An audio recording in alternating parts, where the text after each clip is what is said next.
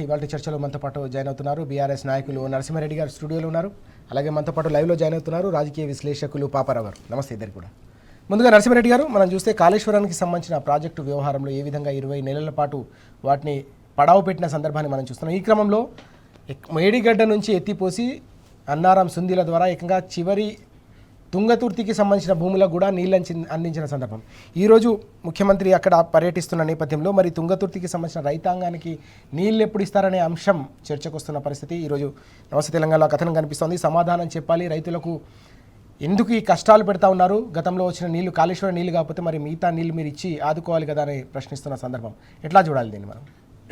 ముఖ్యమంత్రి గారు ఈరోజు తుంగతుర్తి సభ పర్యటన ఏదో ఉంది, దానికి సంబంధించి రేషన్ కార్డులు ఏదో విడుదలకు సంబంధించి నిన్న మాజీ మంత్రివర్యులు జగదీష్ రెడ్డి గారు, సూర్యాపేట శాసనసభ్యులు కూడా నిన్న కాళేశ్వరం మొత్తం కూడా అన్నారము, మేడిగడ్డ, అన్నారం, సుందిల్ల, లోయర్ మానేరు వరకు తిరిగి వారు అన్నీ కూడా చూసినారు. అంతటా గోదావరి ఎత్తిపోసేదానికంటే 2 నుంచి 3 మీటర్లు ఎక్కువ ప్రవహిస్తుంది, మీరు మోటార్లు ఇమ్మీడియట్గా ఆన్ చేయొచ్చు, ఎత్తిపోయొచ్చు అని చెప్పినారు వారు. మొన్న తుంగతుర్తి మాజీ శాసనసభ్యులు 2 సార్లు ఎమ్మెల్యేగా ఎన్నుకోబడ్డ గాదర్ కిషోర్ గారు కూడా ఒక ప్రెస్ మీట్ పెట్టి చెప్పినారు తిరుమలగిరిలోనే. మీరు తుంగతుర్తి నియోజకవర్గానికి కాళేశ్వరం నీళ్ళు అందించకుండా ఇక్కడికి వచ్చే హక్కు లేదు మీకు నైతికంగా. ఎందుకు నీళ్ళు ఇవ్వట్లేదో మీరు జవాబు చెప్పిన తర్వాతనే తిరుమలగిరిలో మీరు అడుగు పెట్టాలని ముఖ్యమంత్రిని కూడా వారు ప్రశ్నించారు. ఎందుకు ప్రశ్నిస్తున్నారు అంటే ఇది రాజకీయపరమైన ఆరోపణ కాదు, దీని మీద ఏదో రాజకీయాలు లేవు.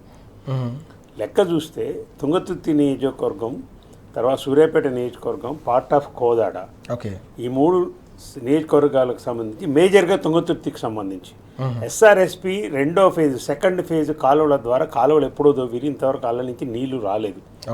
2014 వరకు మీరే అధికారంలో ఉన్నారు, ఇంతవరకు నీళ్ళు ఇవ్వలేదు.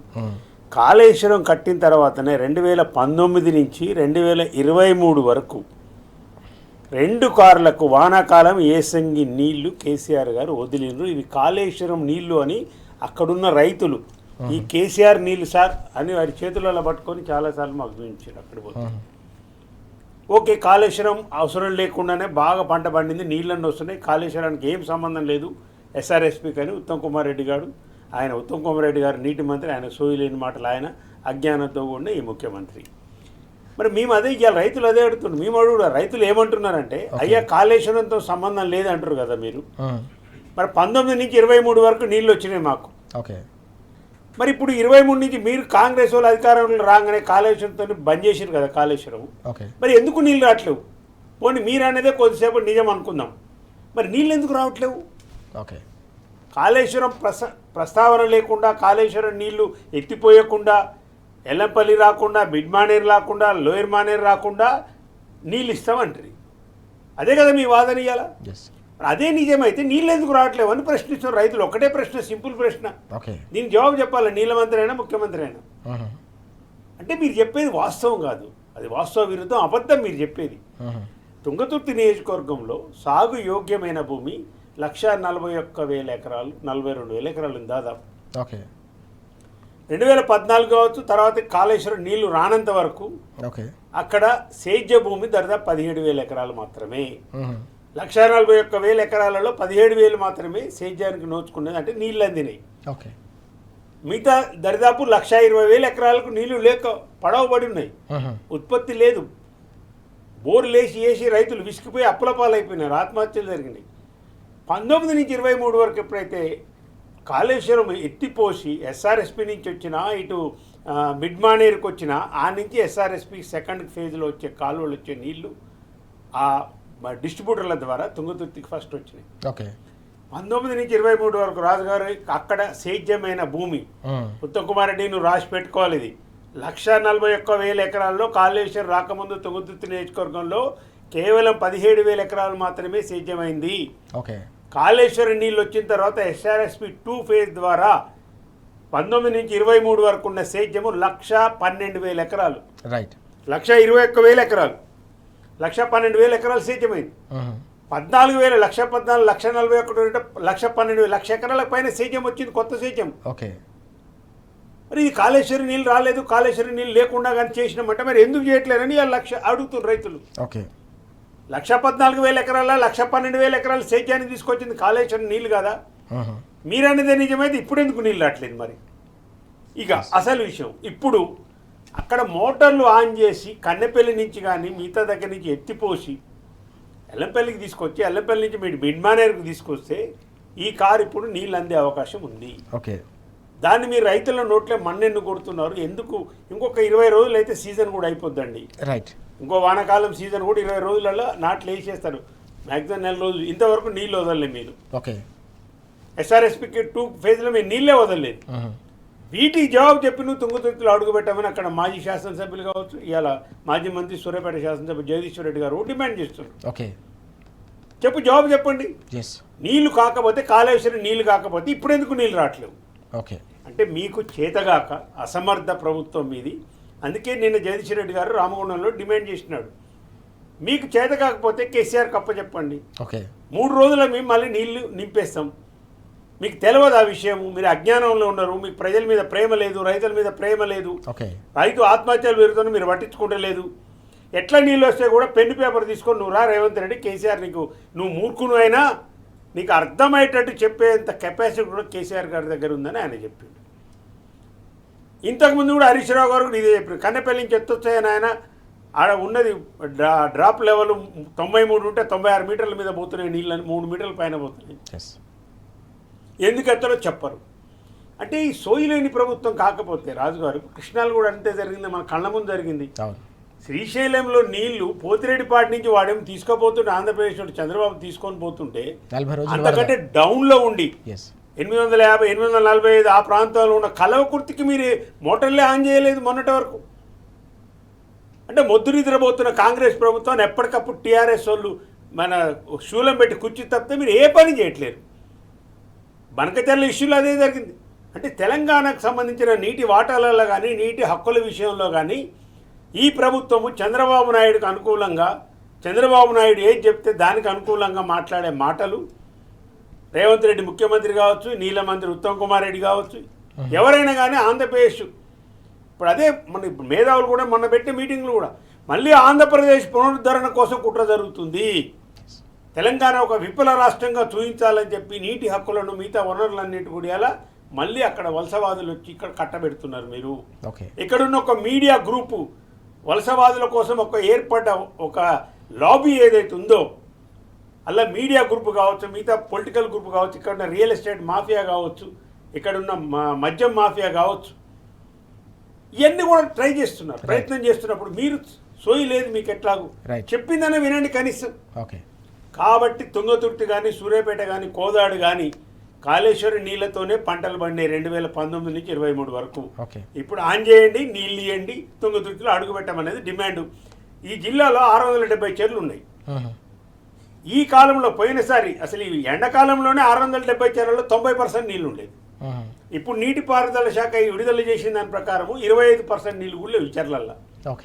670 చెర్లు నింపిండి కేసీఆర్ గారు కాళేశ్వరం నీళ్లతోనే. ఈ టైం లాంటిదే అసలు యాక్చువల్ కాళేశ్వరం ఉపయోగపడేది. గోదావరిలో నీళ్ళు పైకి రావట్లేవు, రానప్పుడు కరువు వచ్చింది. ఇప్పుడు 670 చెర్లు నిండుంటే ఈ వరకు నేను చెప్పి 1,12,000 ఎకరాలు సేద్యం పడేది, ఇవ్వాలి నాట్లు పడేవి. మళ్ళీ 17,000కు 20,000కు పడిపోయే పరిస్థితి వచ్చింది. ఇలా సేద్యం ఉత్పత్తి తగ్గిపోయింది, రైతులకు పని లేదు, మీరు రైతు బంధు ఇస్తలేరు, కరెంటు లేదు, బోర్లు వేస్తే నీళ్ళు పడతలేవు, భూగర్భ జలాలు డౌన్ అయిపోయినాయి ఫుల్గా, రైతు బంధు లేదు. ఇంతవరకు ఏది లేకుండా రైతాంగాన్ని మొత్తం కూడా ఒక సంక్షోభంలో నెట్టి వ్యవసాయం లాస్ట్కు చంద్రబాబు ఎట్లయితే దండగనడో ఆ చంద్రబాబు నినాదానికి అనుకూలంగా తెలంగాణలో జరుగుతున్న కుట్రలు వ్యవసాయం తీవ్ర సంక్షోభంలోకి నెట్టబడుతుంది. ఇప్పుడు చాలా కీలకమైన అంశం. కాళేశ్వరం నీళ్లతో కలకల్లాడిన తుంగతుర్తి సూర్యాపేటకు సంబంధించిన రైతులు తీవ్ర ఆవేదన వ్యక్తం చేస్తున్న పరిస్థితి. పంటలు పండని సందర్భం. బీఆర్ఎస్ హయాంలో కడుపు నిండా నీళ్ళు అందితే కేవలం ఇప్పుడు కాలువల్లో కావచ్చు, చెరువుల్లో కన్నీళ్లు మాత్రమే మిగిలాయని రైతాంగం అంతా కూడా ఆవేదన వ్యక్తం చేస్తున్న నేపథ్యంలోనే తప్పకుండా కాళేశ్వరాన్ని తమకు అప్పగిస్తే 3 రోజుల్లో నీళ్ళు ఇస్తామని మాజీ మంత్రి జగదీష్ రెడ్డి గారు కూడా సవాల్ చేసిన సందర్భం కనిపిస్తూ ఉంది. ప్రభుత్వం వ్యవహార శైలి ఏదైతే ఉందో పూర్తిగా రైతాంగానికి వెన్ను పొడిచే విధంగా, అలాగే అవగాహన లేకపోవడంతోనే రైతాంగానికి ఇన్ని రకాల ఇబ్బందులు తలెత్తుతున్నాయని నరసింహారెడ్డి గారు చాలా స్పష్టంగా చెప్తా ఉన్నారు. బీఆర్ఎస్ ఈ అంశాన్ని లేవనెత్తే వరకు కూడా కాంగ్రెస్ సర్కారులో కనీసం కదలిక కనిపించట్లేదనే అంశాన్ని కూడా ప్రస్తావిస్తున్న సందర్భాన్ని మనం చూస్తా ఉన్నాం. పాపారావు గారు, ఇవాళ ముఖ్యమంత్రి సూర్యాపేటకు సంబంధించిన జిల్లాలో తుంగతుర్తికి సంబంధించిన పర్యటన పెట్టుకున్న నేపథ్యంలోనే మాజీ మంత్రి జగదీష్ రెడ్డి గారు ఒక కీలకమైన సవాల్ విసిరారు.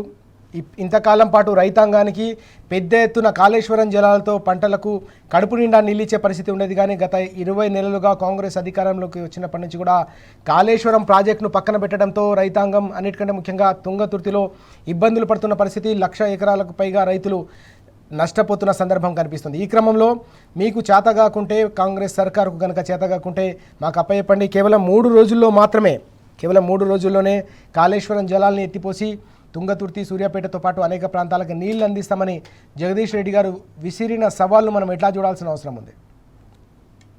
ఫస్ట్ పాయింట్ ఏంటంటే, తుంగతుర్తి, తిరుమలగిరి అక్కడ నీళ్లు, పొలాలకి నీళ్లు వచ్చింది 2019-23 ప్రాంతంలోనే. అంటే కాళేశ్వరం పూర్తయి కాళేశ్వరం పనిలోకి వచ్చిన తర్వాతే మొట్టమొదటిసారిగా ఏరియాలో పొలాలన్నీ, అంటే ఇందాక ఒక మాటలో చెప్పాలంటే 1 ఇంచు కూడా ఖాళీ ఇది లేకుండా, తేడా లేకుండా పొలాలన్నీ తడిసే పరిస్థితి, నీరు దొరికే పరిస్థితి, సాగునీరు వచ్చింది. సో దానికి ఖచ్చితంగా కారణం కాళేశ్వరం. ఈరోజు ఎందుకంటే ఇది అసలు చెప్పుకోవాల్సి రావటమే దురదృష్టం. కాళేశ్వరం వల్ల కాదు, నీళ్లు ఆటోమేటిక్ అయ్యే వస్తాయి, కాళేశ్వరంతో సంబంధం లేదు, మామూలుగానే వస్తున్నాయి నీళ్ళు అని చెప్పే ప్రయత్నం వల్ల దీన్ని చెప్పాల్సి వస్తుంది. అందుకే రైతులు అడుగుతున్నారు ఇవాళ తుంగతుర్తి ఏరియాలో ఏమనంటే, కాళేశ్వరంతో సంబంధం లేకపోతే మాకు 2019-23లో కాళేశ్వరం వచ్చిన తర్వాతే 2-3 పంటలకు నీళ్ళు ఎలా వచ్చినాయి అనేది. రెండోది, కాళేశ్వరంతో సంబంధం లేకపోతే ఇప్పుడు కాళేశ్వరం ఆపావు కదా, కాళేశ్వరం సంబంధం లేకపోతే ఇప్పుడు నీళ్లు ఉండాలి కదా, మాకు ఎందుకు లేవు? ఓకే, ఇది మొదటి ప్రశ్న. రెండోది ఏంటంటే, ఇక్కడ మీకు జగదీష్ రెడ్డి గారు అనుకుంటా కదా, 3 రోజుల్లో మేము పని చేయించి చూపిస్తాం మోటార్లు అని చెప్పారు, మేము నీళ్ళు ఇచ్చి చూపిస్తామని చెప్పారు. మరి సవాల్ తీసుకోవచ్చు, ఎందుకంటే ఆయన కనుక తప్పు మాట్లాడుంటే బీఆర్ఎస్ మదనం అవుద్ది. 3 రోజులు అవకాశం ఇస్తే కనుక నువ్వు నిజంగా నువ్వు ఇవ్వలేక పరిస్థితి ఉంటే సవాల్ చేస్తున్నారు కదా, మేము ఇస్తాం, నువ్వు మాకు అప్పచెప్పు 3 రోజులని. అప్పగిస్తే నువ్వు నిర్ధారణ అవుతావు. జగదీష్ రెడ్డి గారు కనుక తప్పని కనుక రుజువు అయితే నువ్వే నిర్ధారణ అవుతావు, మీకే మంచిది కదా అది. అయినా కానీ అంటే ఎంత ధైర్యంగా సవాల్ చేస్తున్నారనే దాన్ని మనం గమనించాలి. ఓకే, అంటే సత్యం ఎటుపక్క ఉందనేది మనకు అర్థమవుతుంది. ఇంత ధైర్యంగా మాకు 3 రోజులు అప్పచెప్పు, మేము చేసి చూపిస్తామని చెప్తున్నప్పుడు ఓకే, నువ్వు తప్పించుకు పారిపోతున్నావు తప్పితే ప్రశ్నకు జవాబు చెప్పకుండా, నువ్వు చేయకుండా రెండో వాళ్ళని చేయనివ్వకుండా, అమ్మ పెట్టదు లేకపోతే ఇంకోటి ఉంది కదా అట్లా, అంటే నువ్వు చేయవు, ఇంకో వాళ్ళని చేయనివ్వు, రైతులు మాత్రం మాడిపోతున్నారు మధ్యలో. ఒకటి. రెండో పాయింట్. మూడోది ఏంటంటే, ఇక్కడ మనకు తెలుసు కల్వకుర్తి, కన్నెపల్లి మోటార్లు ఆన్ చేయటం విషయం హరీష్ రావు గారు చాలా గట్టిగా మొదట్లో ఓ వారం 10 రోజుల క్రితం 10 రోజుల క్రితం గట్టిగా మాట్లాడారు. అప్పుడు 2 మోటార్లు ఆన్ చేయాల, కల్వకుర్తి కూడా ఆన్ చేయాలి అప్పటికి. తర్వాత కల్వకుర్తి మాత్రం ఆన్ చేశారు హరీష్ రావు గారు పోట్లాడిన తర్వాత, యుద్ధం చేసిన తర్వాత. కన్నెపల్లి ఆన్ చేయట్లా, ఎందుకంటే కల్వకుర్తి కృష్ణానది మీద ఉంది.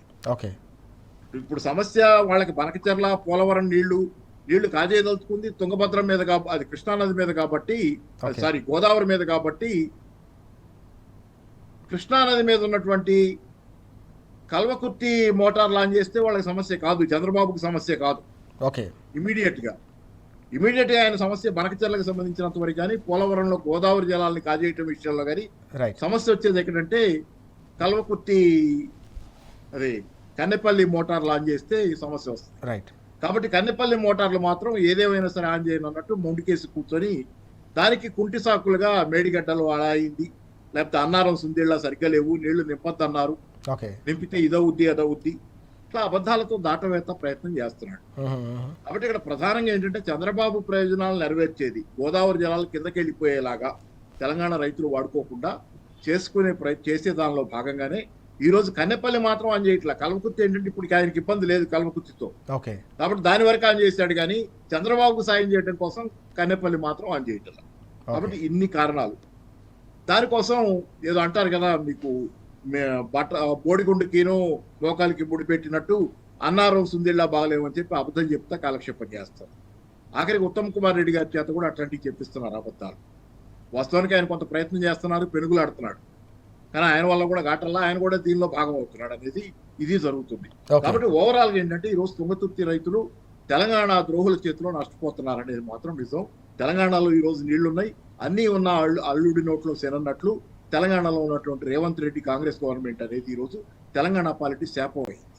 ఎస్, చాలా కీలకమైన అంశాలు ప్రస్తావిస్తూ ఉన్నారు పాపారావు గారు. వాస్తవానికి తెలంగాణకు వరప్రదాయం లాంటి కాళేశ్వరం ప్రాజెక్టును పూర్తిగా పక్కన పెట్టడం వల్లే పూర్తిగా కరీంనగర్కు సంబంధించి రైతులే కాదు, ఉత్తర తెలంగాణకు సంబంధించిన రైతులే కాదు, ఏకంగా నల్గొండకు సంబంధించి, సూర్యాపేటకు సంబంధించి, తుంగతుర్తికి సంబంధించిన రైతులు కూడా ఇవాళ నష్టపోతున్న పరిస్థితి నెలకొందంటే అది పూర్తిగా కాళేశ్వరం ప్రాజెక్టును పూర్తిగా నిర్వీర్యం చేయడం, కాళేశ్వరం ప్రాజెక్టుపై రాజకీయ కక్ష కట్టడం వల్లే అనే అంశం ఇక్కడ పెద్ద ఎత్తున చర్చకు దారితీస్తున్న పరిస్థితి. ఈ క్రమంలోనే జగదీష్ రెడ్డి గారు విసిరిన సవాల్ను తప్పకుండా ప్రభుత్వం స్వీకరించాలనే డిమాండ్ కూడా వినిపిస్తున్న పరిస్థితి. కాళేశ్వరాన్ని అప్పగిస్తే 3 రోజుల్లో కాంగ్రెస్ ప్రభుత్వం చేయలేని తాము చేసి చూపిస్తాం, రైతాంగానికి నీళ్ళు అందిస్తాం. సూర్యాపేట కావచ్చు, తుంగతుర్తితో పాటు అనేక ప్రాంతాలకు సంబంధించిన రైతులు విత్తనాలు వేసి ఏవైతే ఎదురు చూస్తూ ఉన్నారో, నష్టపోయేందుకు ఆ పరిస్థితి నెలకొని ఉందో వారి కష్టాలను తీరుస్తామనే అంశాన్ని కూడా ఇక్కడ ప్రస్తావిస్తున్న సందర్భం కనిపిస్తుంది. రైతాంగానికి సంబంధించిన కష్టాలను తీర్చడంలో కాంగ్రెస్ విఫలమైంది కాబట్టే రైతుకు సంబంధించి రైతు కళ్ళల్లో పొలాల్లో కూడా కన్నీళ్లు తప్ప నీళ్లు కనిపించట్లేని అంశం కూడా ఇవాళ చర్చకు దారితీస్తున్న పరిస్థితి మనం చూస్తూ ఉన్నాం. అదే అంశాన్ని పాపారావు గారు, నరసింహారెడ్డి గారు కూడా వ్యక్తం చేస్తున్నారు. మరో కీలకమైన అంశాన్ని తీసుకుంటే నరసింహారెడ్డి గారు, బీసీ ఆర్డినెన్స్కు సంబంధించిన వ్యవహారంపై తెలంగాణ వ్యాప్తంగా ఉన్న బలహీన వర్గాలు ఆగ్రహం వ్యక్తం చేస్తూ ఉంటే ప్రభుత్వం ఇంకా కూడా తర్జన భర్జన పడుతున్నట్టుగా కనిపిస్తోంది.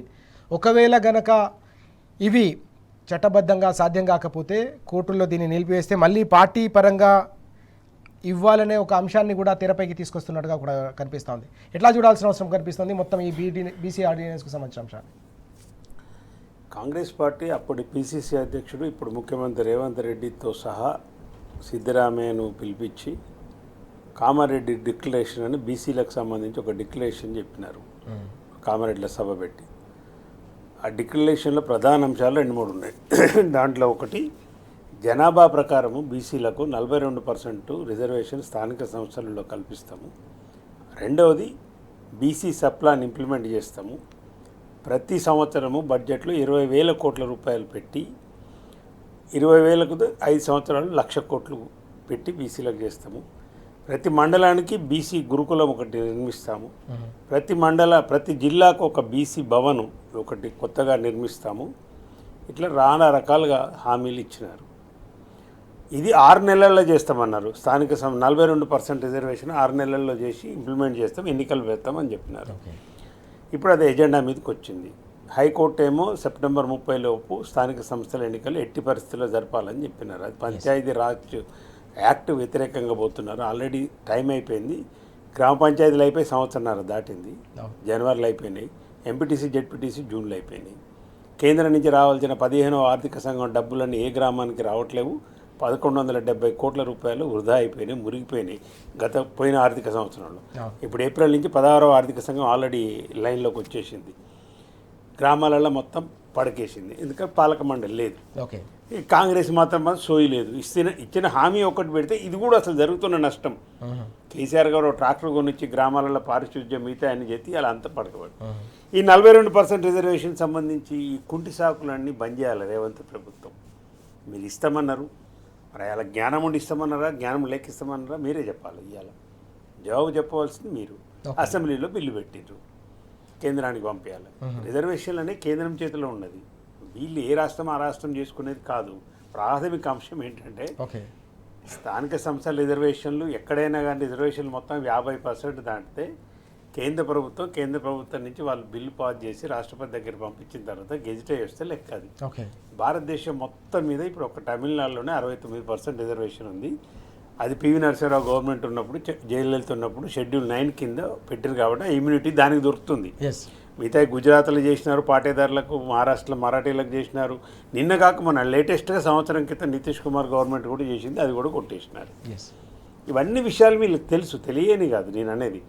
తెలిసి మీరు బీసీలను మళ్ళీ ఆర్డినెన్స్ రూపంలో మోసం చేయడం తగదు. ఇప్పుడు అసెంబ్లీలో బిల్లు పాస్ చేసి కేంద్రానికి పంపించి రాష్ట్రపతి దగ్గర పెండింగ్ ఉందండి. ఇన్నిసార్లు 50 సార్లు రేవంత్ రెడ్డి గారు పోయారు కదా, ఢిల్లీకి పోయి వచ్చినాడు. 55 సార్లు పోయి వచ్చినారు. ఒక్కనాడన్న బీసీ రిజర్వేషన్ 42% గురించి ప్రధానమంత్రిని తీసుకోను, లేదు రాష్ట్రపతి గారు అపాయింట్మెంట్ తీసుకొని మేడం మాది బిల్ పెండింగ్ ఉంది ఇది పాస్ చేయండి అని పోయి అడిగిండా? ఎక్కడ ఫాలో అప్ చేసిండు? రాష్ట్ర కాంగ్రెస్ ప్రభుత్వం ఎక్కడ ఫాలో అప్ చేస్తుంది అసలు? ఓకే, పోనీ ప్రధానమంత్రి దగ్గరికి అఖిలపక్షాన్ని తీసుకుపోయినవా? బీఆర్ఎస్ పార్టీ డిమాండ్ చేసింది, అసెంబ్లీలో అడిగినాం మేము, మీరు అఖిలపక్షాన్ని ఫస్ట్ ప్రధానమంత్రి దగ్గర తీసుకెళ్ళండి, బీసీ సంఘాల నాయకులను బీసీ సంఘం కోసం ఎప్పటి నుంచో బీసీల కోసం కొట్లాడుతున్న ఆర్ కృష్ణ లాంటి వాళ్ళని తీసుకెళ్ళండి. ఇప్పుడు ఆయన బీజేపీ ఎంపీ కూడా అయినాడు. చాలా సంఘాలు, చాలామంది మేధావులు బీసీల గురించి తాపత్రయపడుతున్న వాళ్ళు, కొట్లాడుతున్న వాళ్ళు, ఓకే, 10-12 సంవత్సరాల నుంచి 20 సంవత్సరాలు కొట్లాడుతున్న వాళ్ళు ఉన్నారు. నేనేమంటున్నా, మీ చిత్తశుద్ధి ఎక్కడ అంటున్నా? టెక్నికల్ అంశాలు పక్కన పెడతాం. ఆర్డినెన్స్ తెస్తే ఏమవుతుంది, నిలబడదని ఇప్పుడు మాజీ జడ్జీలు ఈశ్వరయ్య గారు లాంటి వాళ్ళు చెప్తున్నారు, అది నిలబడదు అనేది ఒకటి ఉంది. ఎందుకంటే ఆల్రెడీ ప్రెసిడెంట్ దగ్గర ఉండేది, మళ్ళీ ఇప్పుడు ఆర్డినెన్స్ గవర్నర్ కూడా ఎట్లా ఆమోదిస్తాడు అని కొన్ని సాంకేతికమైన కారణాలు ఇప్పుడు ఉన్నాయి. కానీ నేనేమంటున్నా, రాజకీయంగా అసలు మీ చిత్తశుద్ధి ఏంటి? ఇంతకు బీసీ 42% దాని గురించి మీరు అసెంబ్లీలో పాస్ చేసిన 2 బిల్లులు, విద్యా ఉపాధి రంగాలలో కూడా ఇస్తామని చెప్పి ఇంకో 2 బిల్లు కూడా పాస్ చేసినారు. మరి ఇప్పుడు ఇక్కడనే మీకు బ్రేక్ పడ్డది. నెక్స్ట్ మున్సిపాలిటీలు వస్తున్నాయి, జిహెచ్ఎంసీ వస్తున్నది. 2018 పంచాయతీరాజ్ చట్టాన్ని సవరణ చేయాలి. మరి అది వస్తే 2019 మున్సిపల్ చట్టాన్ని 2000 మున్సిపల్ చట్టాన్ని మళ్ళా సవరించాలి. అసలు ఏంటి గందరగోళం ఏంటి ఈ ప్రభుత్వంలో? అప్పుడే బీసీ నాయకులందరూ కొంతమంది ముఖ్యమంత్రికి గజమాలలేసుడు, కాళ్ళు మొక్కుడు, ఏంటి వికృత రాజకీయం ఏంటి రేవంత్ రెడ్డి గారు రాష్ట్రంలో? ఓకే, మీరు అమలు చేయలేక ఢిల్లీకి పోయి ఫాలో అప్ చేయగలుగుతాను, ఇక్కడ ఆర్డినెన్స్ తెస్తా, ఇక్కడ మాకు సహకరించడం లేదు. ఇంకొకటి బ్లాక్ మెయిలింగు, మేము 42% వేసి ఎవరు కోర్టుకు పోవద్దు, ఇది ఎక్కడ ఆర్గ్యుమెంట్ అండి? పిచ్చి ఆర్గ్యుమెంటు. కోర్టుకు పోయితే నువ్వెట్లా ఆపుతావు, నేనెట్లా ఆపుతావు? ఏదైనా ప్రభుత్వాలు ఆపగలుగుతాయి? ఎవరైనా కోర్టుకు పోకుండా ఎవరైనా ఆపుతారా? కోర్టు ఏం లేకుండా కోర్టు మాత్రం ఎందుకు తీసుకో, ఎందుకు నీకు భయం? అంటే ఆల్రెడీ మిగతా ప్రివేలింగ్ జడ్జిమెంట్స్ ఉన్నాయి కాబట్టి చెప్తున్నారు. న్యాయ సలహాలు తీసుకోవు, మాజీ బీసీ మేధావులతోనే మాట్లాడవు, ప్రతిపక్ష పార్టీలను మాట్లాడవు, ఎవరు మాట్లాడరు. రైట్. ఈ విషయంలో బీజేపీ మాత్రం మౌనంగా ఉంటుంది. విచిత్రమైన విషయం ఏంటంటే, అసలు బీజేపీ 8 మంది సభ్యులలో 3 బీసీలు ఉన్నారు. మరి పార్లమెంట్ సభ్యులు 3 ఉండి మరి ఏం మాట్లాడతారు? ఏం మాట్లాడరేంది? 42% ఎందుకు ఆయన గల్లబట్టుకొని అడుగుతారు బీసీలు. నిన్ను హామీ ఇచ్చినావు ఎన్నికలప్పుడు, డిక్లరేషన్ పెట్టినావు, బీసీ డిక్లరేషన్, రైట్, దాని గురించి మాట్లాడరు. 20,000 కోట్లు ఇవ్వకపోతే దాని గురించి బీజేపీలు మాట్లాడరు. అంటే మీరు అధికారంలో కేంద్ర ప్రభుత్వం ఇవాళ చంద్రబాబు నాయుడుతో ఆడ ఉన్నది కాబట్టి, లేదు ఇక్కడికి సంబంధించి రేవంత్ రెడ్డి సర్కారు కాపాడే ఉద్దేశమా? ఓకే, ఏంటి మీరు క్లియర్గా చెప్పాలి. ఇప్పుడు బీసీకి 42% రిజర్వేషన్ పట్ల మీ స్టాండ్ ఏంది? ఓకే, అది నిలబడదు అంటే నిలబడదని చెప్పండి. రేవంత్ రెడ్డి మోసం చేస్తుండే బీసీలకు అని చెప్పండి. ఓకే, లేదు ప్రెసిడెంట్ దగ్గరికి పోయి మీరు చెప్పేసి ఆ బిల్లును ఆమోదింపజేయండి 42%తో. ఓకే, అది చేయరు ఢిల్లీలో. ఇక్కడ రాష్ట్రంలోకి వచ్చేవరకు ఏం మాట్లాడరు. ఓకే, ఒక్క బీఆర్ఎస్ పార్టీ మాత్రమే చిత్తశుద్ధిగా అసెంబ్లీలో మేము ఓటేసినాం, ఖచ్చితంగా 42% మీరు ఇచ్చిన హామీ నెరవేర్చాలి, మా పార్టీ బీసీల పట్ల ఉన్న చిత్తశుద్ధిని మేము చెప్పినాము. ఇప్పుడు కూడా అంశాలు చెప్తున్నాం. బీసీ మేధావులు ఎక్కువ మాట్లాడుతున్నారు యాక్చువల్గా రాజకీయ పార్టీల కంటే. మీరు ఏ పేపర్లో చూసినా చూడండి, బీసీ మేధావులే చాలా దీని గురించి స్టడీ చేసి అధ్యయనం చేసి మాట్లాడుతున్నారు వాళ్ళు. నువ్వు హామీ ఇచ్చినావు, అమలు పరచవలసిన బాధ్యత, నైతిక బాధ్యత మీ మీద ఉంది. రైట్. కానీ గిమ్మిక్కులు బంద్ చేయండి. ఎవరు కోర్టుకు వెళ్ళి ఇంకో గిమ్మిక్కు అసెంబ్లీలో మాట్లాడండి ఆయన ముఖ్యమంత్రి గారు, ఒకవేళ బిల్లు పాస్ కాకపోతే అటు ఇటు అయితే మేము పార్టీ నుంచి 42% రిజర్వేషన్ ఇస్తాం. మరి సోయి ఉండొద్దని బీసీలు డిక్లరేషన్ చేసేటప్పుడు మీకు సోయి లేదా? ఈ న్యాయ నిపుణులు తీసుకురా అంటే ఏదైనా చెప్పి బీసీ ఓట్లు వేయించుకోవాలన్నా ఓకే సాధ్యపడదని మీకు తెలిసి ఓకే బీసీ ఓట్లు వేయించుకున్నట్ట మీరు ఇప్పుడు? మరి ఎన్నికల ముందు బీసీలను ట్రాప్ చేసినట్టే కదా మీరు ఇప్పుడు. 42% పార్టీ నుంచి చేయడానికి డిక్లరేషన్ దేనికండి? అసెంబ్లీలో బిల్లు ఎందుకు పాస్ చేయించాలి 42%? ఇంకోటి 42% కాంగ్రెస్ పార్టీ ఇస్తే బీజేపీ మీరు ఇస్తారా బీఆర్ఎస్ అని అడుగుతున్నాడు. అది కాదు చర్చ రేవంత్ రెడ్డి గారు. చట్టబద్ధమైన రిజర్వేషన్లకు బీసీలకు స్థానిక సంస్థల ఎన్నికల్లో 42% ఇస్తామని మీరు హామీ ఇచ్చినారు ఎన్నికల ముందు. మీ హామీని కామారెడ్డి డిక్లరేషన్ ప్రకారం మీరు అమలు చేయవలసిన బాధ్యత మీ మీద ఉంది. చేయలేకపోతే బీసీల క్షమాపణ చెప్పి మీరు రాజీనామా చేయండి, నాతో కావట్లేదని. కానీ డ్రామాలు బంద్ చేసేయండి ఫస్ట్. రైట్ పాపారావు గారు, మనం చూస్తూ ఉన్నాం వాస్తవానికి బీసీ రిజర్వేషన్లకు సంబంధించిన అంశం దాదాపు 20 నెలల తర్వాత ఇప్పుడు ఆర్డినెన్స్ తీసుకురావడంపైనే బీసీ సంఘాలకు సంబంధించిన మేధావులంతా కూడా ఆగ్రహం వ్యక్తం చేసిన పరిస్థితి. ఇంకా కూడా ఈ ఆర్డినెన్స్ పై కూడా ప్రభుత్వం తర్జన భర్జన పడుతోంది. ఇప్పుడు పంచాయతీ ఎన్నికలతో పాటుగా వచ్చే మున్సిపల్ ఎన్నికల్లో ఎదురయ్యే సవాళ్లపై కూడా తర్జన భర్జన పడుతున్నట్టుగా కనిపిస్తోంది. ఎట్లా చూడాల్సిన అవసరం ఉంది? నిజంగానే బీసీ డిక్లరేషన్కు సంబంధించి ఇచ్చిన హామీ అమలు విషయంలో కాంగ్రెస్ పార్టీ ఈ 20 నెలల పాటు అడిగిన మొత్తం వ్యవహారాన్ని ఎట్లా చూడాలి? ఏంటంటే అసలు ఎవరైనా ఆర్డినెన్స్ తెచ్చి అసెంబ్లీలో బిల్లు పాస్ చేస్తారు. బిల్లు పాస్ చేసి ఆర్డినెన్స్ తెస్తారంటే ఇదే తిక్కలేసం నాకు అర్థం కాదు. అసెంబ్లీలో ఆల్రెడీ బిల్లు పాస్ చేస్తారు, మీరు ఏకగ్రీవంగా పాయ ఆర్డినెన్స్ తెస్తా అంటే ఏంది? ఆర్డినెన్స్ తెచ్చి ఏదో అత్యవసర పరిస్థితుల్లో ఆర్డినెన్స్ తెచ్చి బిల్లు పాస్ చేసుకుంటారు, తర్వాత రైటిఫై చేయించుకుంటారు బిల్లుతోని. ఉల్టా పోతుంది కదా అయినా, దాంట్లోనే నిజాయితీ శంకించవలసి వస్తుంది ఇప్పుడు. చాలా కీలకమైన పాయింట్ ఇది. పాపారావు గారు,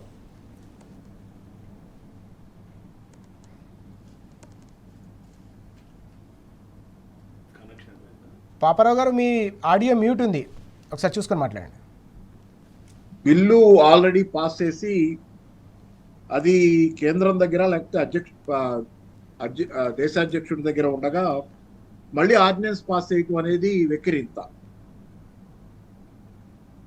ఎందుకంటే కేంద్రాన్ని కానీ లేకపోతే వాళ్ళ దగ్గర వాళ్ళది క్లియర్ ఏంటి సార్? ఎస్, మాట్లాడండి ప్లీజ్. అది కొంచెం పరిహాసం. ఎందుకంటే ఇప్పుడు ఒకటి చేసి ఆర్డినెన్స్ ఇందాక నరసింహారెడ్డి గారు చెప్పినట్టు బిల్లు పాస్ చేసుకున్న తర్వాత అసెంబ్లీలో అది కేంద్రం దగ్గర వెయిటింగ్ లో ఉంది. ఓకే, వెయిటింగ్ లో ఉండగా ఆర్డినెన్స్ పాస్ చేస్తే మీరేంటి సవాల్ చేస్తున్నారా లేకపోతే ఏం చేస్తున్నారు? ఓకే, అది అక్కడ క్లియర్ అవ్వాలి కదా. క్లియర్ అవ్వాలంటే వాళ్ళకు ఉన్నటువంటి ఇబ్బందులు మనందరికీ తెలిసినాయి, అందరికి కొన్ని ఇబ్బందులు. కోర్టు తీర్పుల ప్రకారంగా ఇప్పటిదాకా ఉన్న ప్రతి చోట మహారాష్ట్రలో ఎలక్షన్ నోటిఫికేషన్ వచ్చిన తర్వాత కూడా కొట్టేసింది కోర్టు. ఎందుకంటే 50% రిజర్వేషన్లు దాటిని అనే దాని మీద కోర్టు స్థానిక సంస్థల ఎన్నికల నోటిఫికేషన్ ఇచ్చిన తర్వాత నోటిఫికేషన్ రద్దు చేసింది. అలాగే బీహార్ లో గవర్నమెంట్ చట్టం చేసింది, కులగణన చేసి దాన్ని కూడా కొట్టేసింది. అంటే 50% రిజర్వేషన్లు దాటిన ఎక్కడా కోర్టు దాన్ని ఒప్పుకోవటంలా. కాబట్టి ఇది ఎట్లా ఒప్పుకోవటం సాధ్యం అవుద్ది, దీన్ని ఎట్లా సాధించడం సాధ్యం అవుద్ది అంటే కేంద్రంలో లోక్సభ రాజ్యసభలో అది ఆమోదం పొంది దేశాధ్యక్షుడి రాష్ట్రపతి ఆమోదం పొందితే అది 9వ షెడ్యూల్లోకి వెళ్తే అప్పుడు ఇది ఓకే అవుద్ది, కోర్టుల్లో అది నిలబడుద్ది. కోర్టులకు వెళ్ళడానికి ఆస్కారం కూడా ఉండకపోవచ్చు. సో ఇది పరిస్థితి.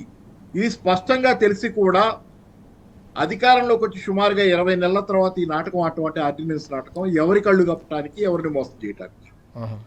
స్పష్టంగా నిన్న ఈశ్వరయ్య గారు ఒకటే మాట అన్నారు. జస్టిస్ ఈశ్వరయ్య గారు బీసీల కోసం పోరాడుతున్నటువంటి వ్యక్తి, బీసీల కోసం ప్రశ్నిస్తున్నటువంటి వ్యక్తి, ఆయన గొప్ప వ్యక్తి.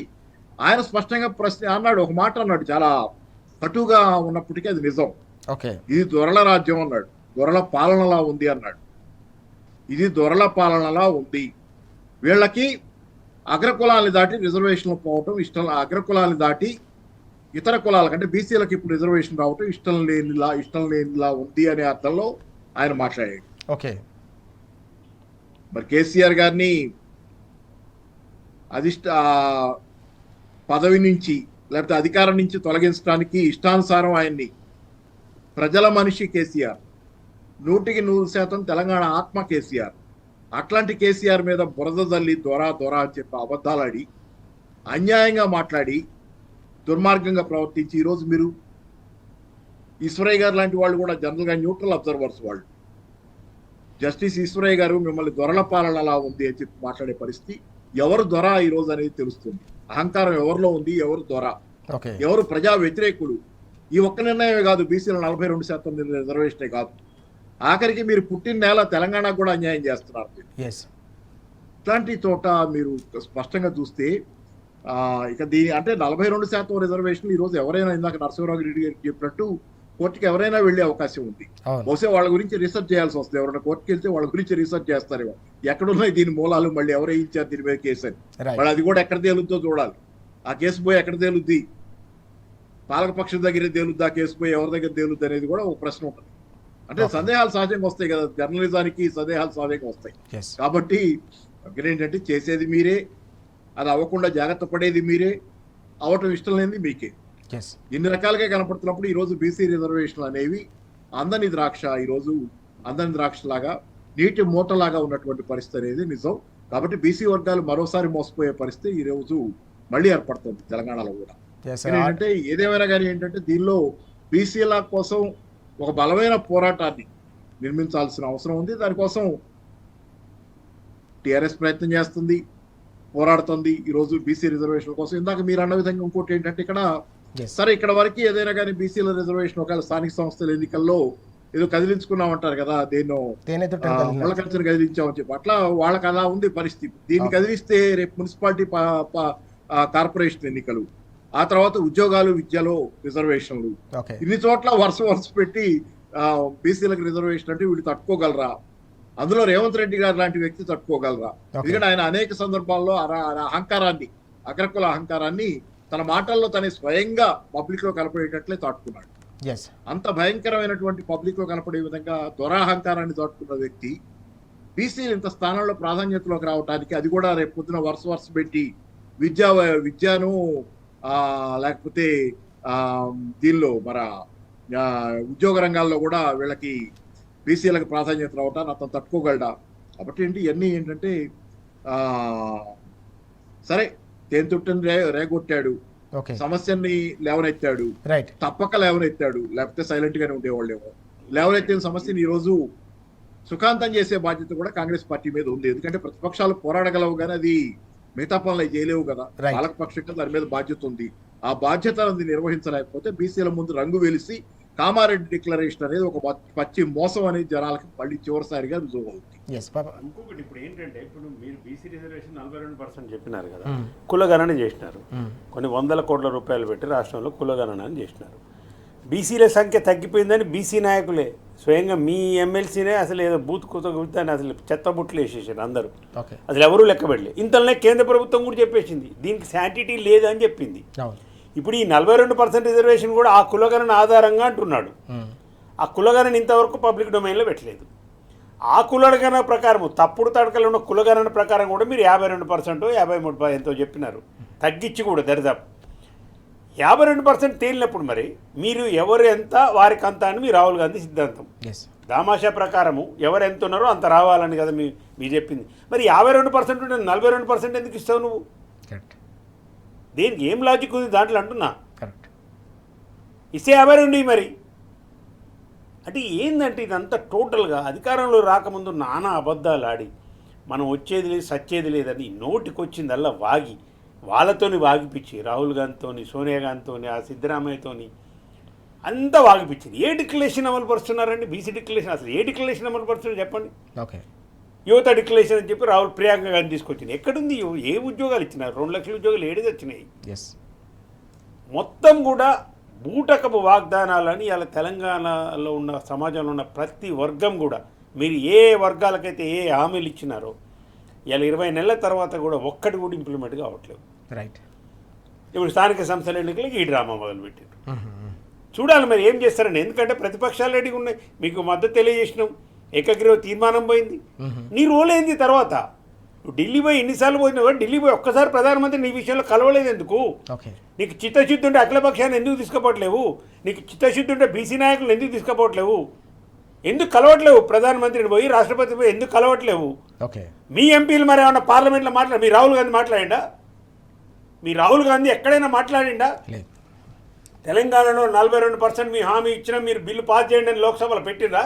ప్రైవేట్ బిల్లు పెట్టచ్చు కదా, గవర్నమెంట్ పెట్టకపోతే మీరు పెట్టండి. మీ వైఖరిని ప్రశ్నించాల్సి వస్తుంది అలా. అంటే మీరు చెప్పిన ఉత్త అబద్ధాలే, ఒట్టి మాటలు అయ్యి అధికారం కోసం ఓట్ల కోసం చెప్పిన తప్పితే మీ హామీల పట్ల మీకు చిత్తశుద్ధి లేదనేది మీ పార్లమెంట్లో మీ రికార్డు చెప్తుంది, నీ ఢిల్లీ రికార్డు చెప్తుంది, ఎక్కే విమానం దిగే విమానం కూడా అదే తెలియజేస్తుంది. ఇక రాష్ట్రంలో కూడా అదే తెలియజేస్తుంది, ఎవరు కోర్టుకు పోవద్దు, మేము పార్టీ నుంచి ఇస్తాము, అది కాకపోతే ఇది ఇస్తాము, ఇది కాకపోతే అది ఇస్తాము, అన్నీ ఇవే డ్రామాలు. ఓట్లకు 500 బోనస్ ఇస్తామండి, సన్నోట్లకే ఇస్తాం, దొడ్డోట్లకి ఏనండి. ఇట్లా అన్ని మెలికలే కదా. పాలన మొత్తం కూడా అబద్ధాల మయం ఇయ్యాలా? పాలన మొత్తం కూడా అబద్ధాల మయమైంది చెప్పేసి నరసింహారెడ్డి గారు చాలా స్పష్టంగా చెప్తున్నారు. రాష్ట్రంలో ఏ డిక్లరేషన్ కూడా అమలు కావట్లేదు. బీసీ డిక్లరేషన్ కూడా పూర్తిగా చిత్తశుద్ధి లేదు కాబట్టి బీసీ రిజర్వేషన్ల విషయంలో ప్రభుత్వం పూర్తిగా తర్జన భర్జన పడుతుందనే అంశాన్ని కూడా ప్రస్తావిస్తున్న పరిస్థితి. ముఖ్యమంత్రికి నిజంగానే చిత్తశుద్ధి ఉంటే బీసీ సంఘాలకు సంబంధించిన నేతలను, మేధావులను, అఖిల పక్షాన్ని ఢిల్లీకి తీసుకెళ్ళి ప్రధాని కలిసి మొత్తం బీసీ రిజర్వేషన్ల అంశాన్ని పరిష్కరించవచ్చు కదా అని కూడా నరసింహారెడ్డి గారు సవాల్ చేస్తున్న పరిస్థితి కనిపిస్తూ ఉంది. పాపారావు గారు కూడా అనేక కీలకమైన అంశాలు ప్రస్తావిస్తూ ఉన్నారు. దాదాపు ఏడాదిన్నర కాలంగా ఏ హామీని కూడా అమలు చేయలేదు కాబట్టి బీసీ రిజర్వేషన్ల విషయంలో కూడా ప్రభుత్వం ఇదే రకంగా వ్యవహరిస్తుందనే అంశాన్ని ప్రస్తావిస్తున్నారు. నరసింహారెడ్డి గారు, వాస్తవానికి మనం చూస్తున్నాం దాదాపు ప్రతిరోజు కూడా అర్ధరాత్రి నుంచి ఎరువుల కోసం రైతులు క్యూ లైన్లలో నిలబడుతున్న పరిస్థితి తెలంగాణ వ్యాప్తంగా కూడా కనిపిస్తుంది. ఇప్పుడు రైతులకు ఎరువు ఇవ్వకపోవడమే కాకుండా నానో ఎరువులను అంటగట్టే ప్రయత్నం జరుగుతుందనే అంశం కూడా ఈరోజు పత్రికల్లో ప్రధానంగా వస్తున్న పరిస్థితి. ఎట్లా చూడాలి? ఓవైపు ఎరువుల కొరత, మరోవైపు నానోకు సంబంధించి అంటగట్టే ఈ ప్రయత్నాన్ని మనం ఎట్లా చూడాలి? ఈ రెండు అంశాలు అండి. ఇప్పుడు కేసీఆర్ గారు 2014 నుంచి 23 వరకు ఎన్నడూ ఎరువుల కొరత లేదు. ఎన్నడూ ఎరువుల షాపుల ముందు కానీ, సొసైటీల ముందు కానీ, సింగిల్ విండో ముందు కానీ ఎన్నడూ చెప్పులు లేవు. ఇలా మళ్ళీ చెప్పులు వచ్చినాయి. 14 కంటే ముందున్న పరిస్థితి వచ్చింది. చెప్పులు వచ్చినాయి, పోలీస్ స్టేషన్లు వచ్చినాయి, మళ్ళీ పోలీసులు వస్తారు, లాఠీ చార్జ్ చేస్తారు. ఎరువులు సప్లై చేయలేకపోవడానికి గల కారణం ఇది. 10 సంవత్సరాలు కేసీఆర్ గారు చేసిన వ్యవస్థని నువ్వు ఎందుకు పీకలేకపోతున్నావు, ఎందుకు చేయలేకపోతున్నావు కారణం చెప్పాలి. మొదలు ఏంటంటే కారణం దీనికి మేజర్ రాజు గారు, కేసీఆర్ గారు ఉన్నప్పుడు వారు మొదలే ప్లాన్ చేసేవాళ్ళు. మొదలే ఎట్లా ప్లాన్ చేసేవారు? జూన్లో ఎరువులు కొనాలంటే డిసెంబర్లో కొనాలి. నువ్వు జూన్లో సప్లై చేయాలంటే 6 నెలల ముందే కొనాలి. కొని తెచ్చి పెట్టుకునేవాడు, స్టాక్ పెట్టుకునేవాడు. ఆ రోజులో 2014లో ఇక్కడ గోడౌన్ల కెపాసిటీ 4 లక్షల టన్నులు ఉంటే వ్యవసాయ అధికారులు సెక్రటరీ చెప్పిన దాని ప్రకారం అసలు ఏంటి ఇబ్బంది అని అడిగితే వాళ్ళు చెప్పింది, సార్ మన దగ్గర కెపాసిటీ లేదు గోడౌన్లకు. 21 లక్షల టన్నుల గోడౌన్లు ఎరువుల కోసం ఇలా ఎరువులు గోడౌన్లు కట్టిరా లేదని చెక్ చేయి. అప్పుడు డిసెంబర్ జనవరిలో కొని ఇక్కడ పెట్టుకొని 10 రోజుల ముందే అందరికి ఎరువులు ఇచ్చేటోడు. రేపు కరిగట్టుడు కూడా ఇవాళ ఎరువులు బస్తాలు వేసుకొని మా ఊళ్ళో కూడా మా పెన్పాడు మళ్ళీ అనంతరం రేపు కరిగట్టుంటే ఏ టెన్షన్ లేదు. అదే ఎరువులు రెడీగా ఉన్నాయని పోయి తెచ్చుకో, అంత కాన్ఫిడెంట్గా వ్యవసాయం చేసినారు అప్పుడు ఎరువులకు సంబంధించి. ఇవాళ ఈ తిక్కల ముఖ్యమంత్రి అంటాడు, ఇప్పుడు పోతాడు మంత్రి దగ్గరికి, కేంద్ర మంత్రి, వ్యవసాయ మంత్రి దగ్గరికి. అంటే ఇల్లు కాలుతుందంటే బావి తోడు మొదలు పెట్టినట్టు తీసు కదా, ఊర్లలో చెప్పాలి, ఊరు సామెత చెప్పాలంటే. ఏ తిక్కలోడు అనుకుంటే ఏమనాలో మీరు చెప్పరు. 9,68,000 టన్నులు మనకు కావాలండి ఈ సీజన్కు. కేంద్రం శాంక్షన్ చేసింది అది. అదే తక్కువ యాక్చువల్గా. 12 లక్షలు ఇవ్వాలి యాక్చువల్గా, 24 లక్షలు అనే ఇది ఉంటుంది. 9,60,000 చేసి 5 లక్షలు జూలైకి ఇస్తామన్నారు. ఇది జూలై వరకు. యూరియా 2-3 సార్లు చల్లుతారు. జూలైలో 5 లక్షల టన్నులు శాంక్షన్ చేసి 2.5 లక్షల టన్నులు యూరియా ఇచ్చింది. అంటే సగానికి సగం. ఇక ఇచ్చిన యూరియా అందుబాటులో లేదు. సగం ఇచ్చినాక ఎట్లుంటుంది? సగం మందికే ఇవ్వగలుగుతారు, రైతులకు ఇవ్వలేరు కదా. దీనికి ఇప్పుడు నానో యూరియా అని ఒకటి తగిలిచ్చారు. నానో యూరియా అంటే ఏం లేదు, యూరియా లిక్విడ్ రూపంలో ఉంటుంది, ద్రవ రూపంలో ఉండేది నానో యూరియా. అది చిన్న చిన్న డబ్బాలలో వస్తుంది, పురుగు మందులు వచ్చిన డబ్బాలు వచ్చినట్టు. ఇప్పుడు ఏం చేస్తున్నారు, ఇది బస్తీ చేయగానే అది అంట కడుతుంది. 500 ml నానో యూరియా లిక్విడ్ ఇస్తున్నారు. దాన్ని ఎట్లా వాడాలో రైతులకు అవగాహన లేదు. దాని ప్రకారం ఒక 3 మూతలు 15 లీటర్లలో కలిపి కొట్టాలన్నట, స్ప్రే కొట్టాలి. ఈ పత్రికలు చదివిన దాని ప్రకారం. మరి రైతులకు మీరేం చెప్పలేదు, అది ఎట్లా కొట్టాలనే తెలియదు, దాని సంగతి ఏందో తెలియదు. ఇమ్మీడియట్గా ఇప్పుడు ఎరువులు కావాలంటే నానో యూరియా తీసుకుపోయి కొట్టుకోపో అంటుండ్రు. అక్కడ తీసుకుపోయి కొట్టేస్తే చచ్చిపోతుంది, వరి చచ్చిపోతుంది. ఎట్లా కొట్టాలో తెలియదు, అవగాహన లేమి. ఈ 2.5 లక్షలే నానో యూరియా మళ్ళా, అది ఎక్స్ట్రా కూడా కాదు. అసమర్థ ప్రభుత్వం, వ్యవసాయం మీద ఎవరికి ఇంట్రెస్ట్ లేదు, సోయి లేదు. ఆ మంత్రి మండలి ఏం మాట్లాడతారో తెలియదు. ఎరువులు ఇవ్వలేని సప్లైలో ఉన్న వ్యవస్థను నడపలేను కాబట్టి అసమర్థ ముఖ్యమంత్రి, అసమర్థ మంత్రిమండలి అంటున్నాం మేము. పాపారావు గారు, వాస్తవానికి ఒక కొత్త కార్యక్రమాన్ని కావచ్చు, కొత్త విధానాన్ని తీసుకొచ్చినప్పుడు రైతాంగానికి అవగాహన కల్పించాల్సిన బాధ్యత అవసరం ఉంటుంది. కానీ ఒక్కసారిగా ఎరువుల కొరతను నివారించాల్సింది పోయి అందుబాటులో ఉన్న నానో యూరియాను అంటగట్టే ఈ ప్రయత్నాన్ని ఎట్లా చూడాల్సిన అవసరం ఉంది మనం? అంటే రైతులకు అవగాహన కల్పించడం సంగతి కాసేపు ఉంచితే, రేవంత్ రెడ్డి గారికి సమస్యల గురించిన అవగాహన దాకా వైఎన్ఆర్ గారు చెప్పారు కదా, నరసింహారెడ్డి గారు. మామూలుగా ఇల్లు గాలిన తర్వాత బావి దేవినట్లుగా ఉంది ఈ వ్యవహారం. రేవంత్ రెడ్డి గారికి ఏ సమస్య గురించి అవగాహన లేదు. రైతుల గురించి, రైతులకు అవగాహన కల్పించే ఆలోచన ఆయనకి రావాలంటే సమస్య గురించి ఆయనకు అవగాహన ఉండాలి. కాబట్టి ఏ సమస్య గురించి ఆయనకు అవగాహన లేదు. ఆయనకు అవగాహన ఉన్నది ఒకటే, ఎవరిని ఎట్లా బూతులు ఏ రకంగా తిట్టచ్చు అనే దానిలో స్పష్టమైనటువంటి అవగాహన తప్పితే ఇంకో రకమైనటువంటి అవగాహన లేని విధంగా ఆయన ఈ 18 నెలల కాలంలోనూ ఏదో సంవత్సరం దాటింది ఆ కాలంలో ప్రవర్తిస్తూ వచ్చారు. సో మొన్న ఇప్పుడు నరసింహారెడ్డి గారు చెప్పింది అదే. ఇప్పుడు ఇంత జరిగిన తర్వాత తీరా లాస్ట్ మినిట్ లో ఢిల్లీ పరిగెత్తి ఎరువుల కోసం వెళ్ళారో, లేకపోతే కేటీఆర్ గారు సవాల్ని తీసుకోవడానికి ప్రెస్ క్లబ్కి వెళ్ళటం ఇష్టం లేక వెళ్ళారో మనకి తెలియదు. కానీ వాస్తవానికి ఏంటంటే ఈ రోజున్న పరిస్థితి ఒక ఎమర్జెన్సీ. కేంద్ర ప్రభుత్వం యూరియా ఎరువు సరిగ్గా సరఫరా చేయలేదు కావాల్సినంత. Okay. తెచ్చుకోవాల్సినటువంటి బాధ్యత ఉన్నటువంటి ప్రభుత్వం తెచ్చుకోలేకపోయింది. మ్మ్. దీంతో ఏమవుతుంది, క్యూలు. రెండో పక్కన ఇప్పుడు ఏమవుతుంది, మీరు గుళికల యూరియా ఇంత కావాలంటే ఖచ్చితంగా నానో యూరియా కూడా ఇంత తీసుకోవాలని చెప్పి ఆటగాడుతున్నారు. ఓకే. ఏమన్నా అంటేనేమో నానో యూరియా చౌక కూడా ధర తక్కువ ఉంది అని చెప్పి అంటే ఈ రకంగా రైతులకు అవగాహన లేని, రైతులకు ఎలా వాడాలో తెలియని నానో యూరియాని గుళికల యూరియా ఇవ్వాల్సిన దానిలో కొంత భాగాన్ని నానో యూరియా ఇస్తారు. రైట్. ఇది ఒక రకంగా ఏంటంటే అంటే రైతుల్ని టేకింగ్ ఫర్ ఎ రైడ్ అంటాం. Yes. Taking for a ride అంటే వాళ్ళ మీద వాళ్ళని తమ ఇష్టానుసారం ఆడించే వ్యవహారంగా ఉంది తప్పితే రైతుల అవసరాలు తీర్చే వ్యవహారంగా లేదు. రైట్. ఈ రోజు రైతాంగం చాలా వర్రీడ్గా ఉన్నారు. ఎందుకంటే ఈ రోజు ఈ రకంగా గనక మనం పంటకు వెళ్తే ఒక Right. పక్క నీళ్లు లేవు, నీళ్లు ఇవ్వటం ఆ ప్రాజెక్టులో మోటార్ లాంచ్ చేయరు, నీళ్లు లేవు. రేపు పొద్దున పంట వచ్చిన తర్వాత గిట్టుబాటు ధర కొంటారని లేదు. ఓకే. రైతు బంధు ఇదేది ఈసారి ఏదో నాటకం, స్థానిక సంస్థల ఎన్నికల ముందు రైతు భరోసా రైట్. ఇస్తున్నామని నాటకం ఆడుతున్నారు. ఇచ్చారు, ఎంత ఇవ్వలేదు అనేది పక్కన పెడితే రైట్. మళ్ళీ ఇంకోసారి వస్తుందని గ్యారంటీ లేదు. ఇన్ని సమస్యల మధ్య రైతాంగం ఏంటంటే ఈ రోజు మళ్ళీ కొత్తగా ఇదో సమస్య, చెప్పులు పెట్టుకోవటం, క్యూలు.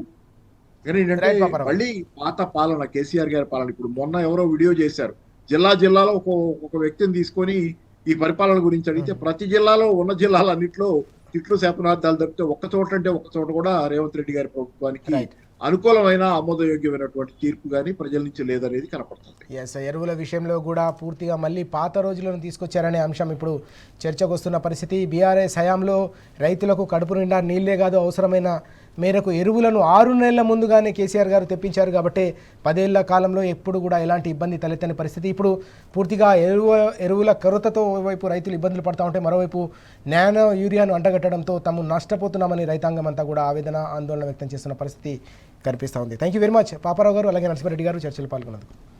ఇది వాటి వార్తలు వాస్తవాలు. నమస్తే.